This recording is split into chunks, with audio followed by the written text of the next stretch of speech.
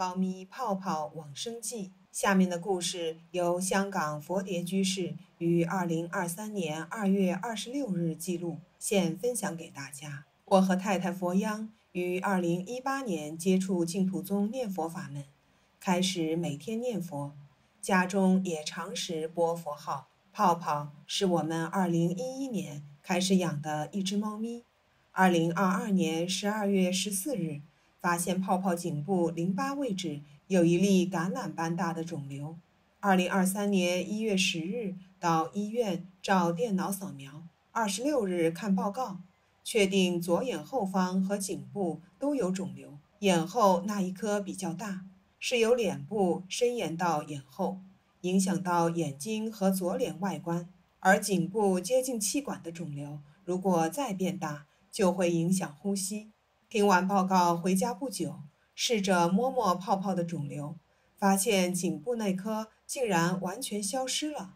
随即回想，之前泡泡睡觉时，颈部肿瘤压到气管，会发出呼吸阻碍的声音。由于害怕泡泡会因为呼吸困难而离世，曾在家中阿弥陀佛像前祈愿泡泡不用受这样的痛苦。阿弥陀佛真的满我这个愿了。2月5日下午，泡泡开始不吃不喝，8日早上进入弥留状态。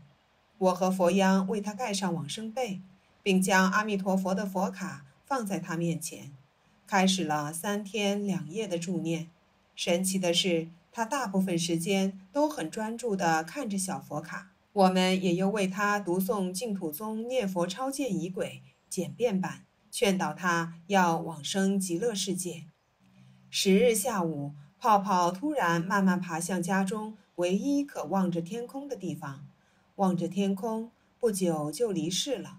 因为不确定泡泡是否往生，我们还是继续为泡泡读诵念佛超荐仪轨、阿弥陀经和念佛，并准备2月13日到净土宗香港一分会参加念佛超荐法会，为泡泡念佛超荐。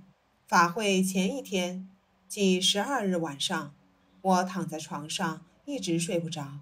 此时突然清晰地看到泡泡壮年时的样貌，趴在太太臂上望着我，眼神慈祥温柔，约2秒后便消失了。16日早上，我梦见身穿白色 T 衫、短发的青年男子，跟我说了3次多谢你们。当天早上，佛桌上的花朵盛开。中午，我在佛前请求佛开示，梦中的男子是否真的是泡泡。说完，佛像一边的脸就呈现出泡泡的形态，泡泡真的往生了。南无阿弥陀佛。